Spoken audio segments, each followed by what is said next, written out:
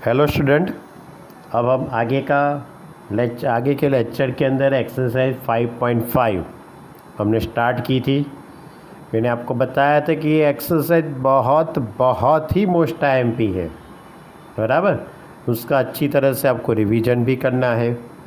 ज़रा ये चैप्टर की ये सबसे अच्छी एक्सरसाइज है। चलो, अब इसके अंदर हमने 8 तक के तो सम लिए थे। आगे के 9th नंबर का सम लेते हैं। Question number 9, x raise to sine x plus sine x raise to cos x. ये दोनों फंक्शन एडिशन के फॉर्म में है, तो वही अपनी मेथड। पहले तो ये पूरा जो क्वेश्चन है उसको y इज़ इक्वल टू में लिखेंगे।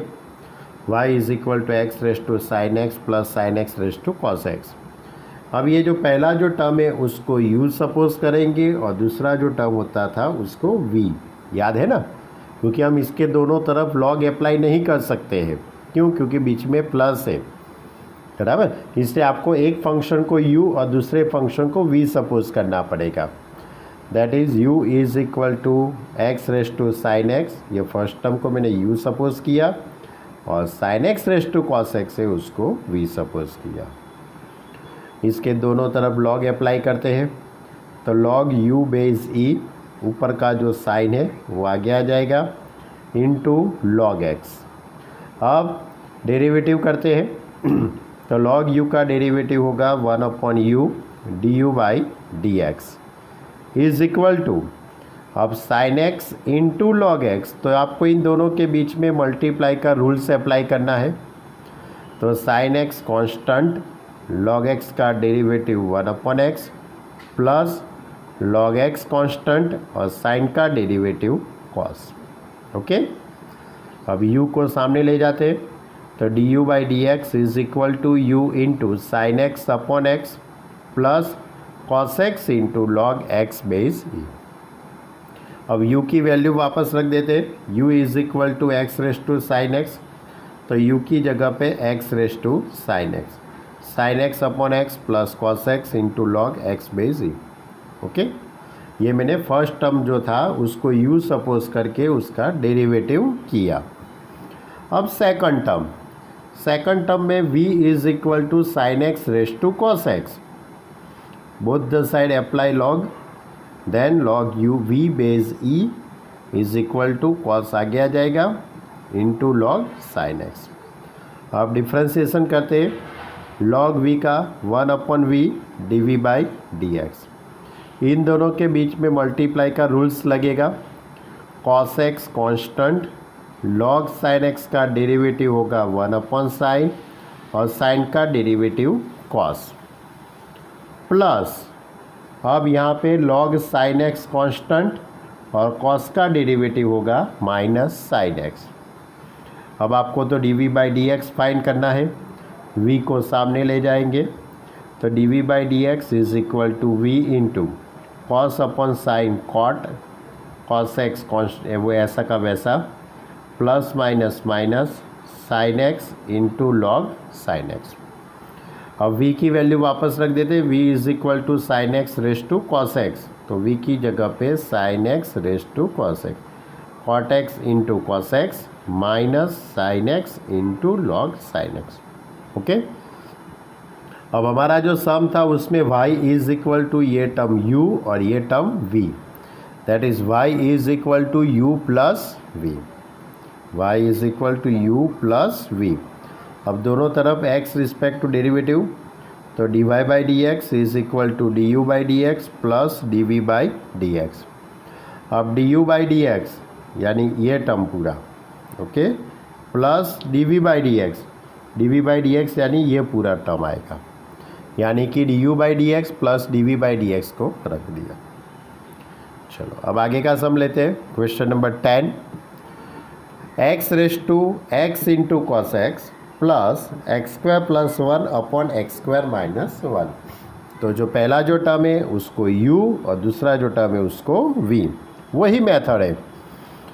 तो लेट u इज, हाँ, पहले तो जो क्वेश्चन है उसको y सपोज कर देने का है, आपको सपोज करना है, ऐसा नहीं है y लिख देने का है आपको, बराबर।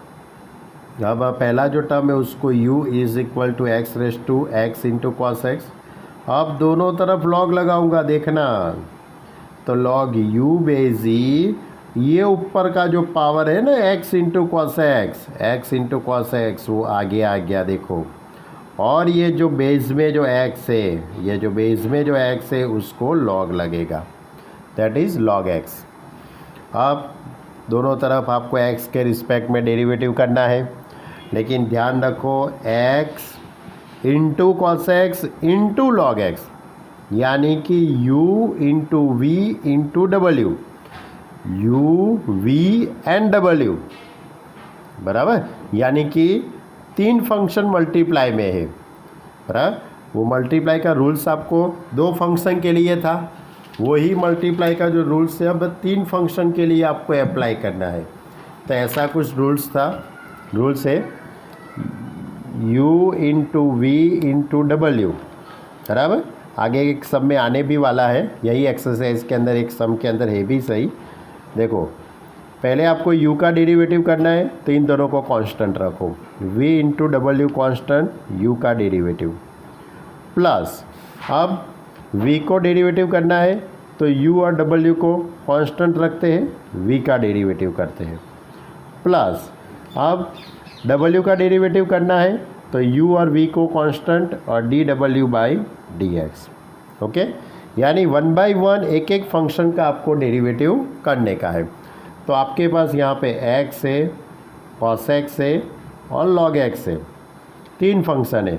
तो पहले कोई भी एक फंक्शन का डेरिवेटिव करिए और 2 फंक्शन एज इट इज़ रहने दीजिए। क्लियर? तो वही रूल्स मैंने यहाँ पे अप्लाई किया है। x into cos x as it is, log x का डेरिवेटिव 1/x, प्लस अब मैं cos का डेरिवेटिव करता हूँ तो x और log x को कांस्टेंट रहने देता हूँ, और cos का डेरिवेटिव माइनस साइन x। अब मैं x का डेरिवेटिव करता हूँ तो cos और log को एज इट इज़ रहने देता हूँ, और x का x के रिस्पेक्ट में डेरिवेटिव क्या होता है 1। मालूम पड़ा आपको? देखो log u का 1/u du by dx। 3 function के लिए मल्टीप्लाई का rules, x cos x log x।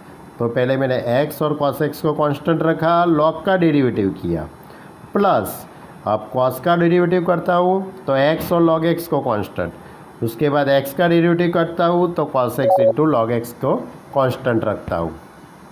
Clear?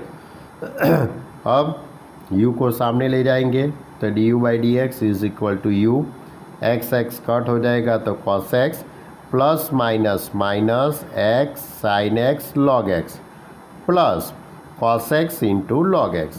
अब u की वैल्यू वापस रखते हैं, x raise to x into cos x, ये सब टर्म एज इट इज़। ये मैंने क्या फाइंड किया, du बाई dx। अब ये दूसरा जो टर्म है उसको मैं v सपोज कर देता हूँ। देखो दूसरे टर्म को मैंने v सपोज कर दिया, v is equal to x square plus 1/x² minus 1। अब डिवाइड का rules, dv by D x is equal to x² minus 1 constant, x² plus 1 का डेरिवेटिव। डिवाइड का रूल से तो बीच में क्या आएगा, माइनस।